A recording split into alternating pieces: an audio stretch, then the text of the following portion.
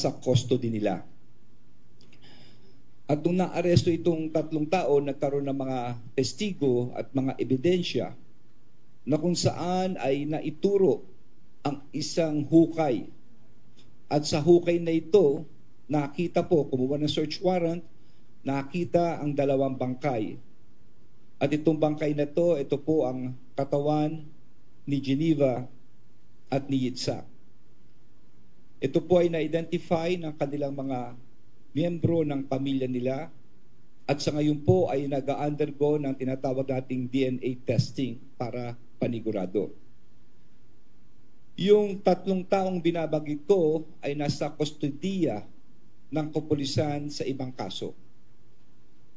Pero malaki ang kinalaman nila dito po sa kaso ni Geneva at ni Yitzhak.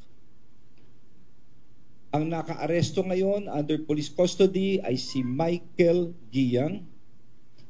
Siya po ay dating miyembro ng PNP pero siya ay na-dismiss sa service noong February 2020, AWOL.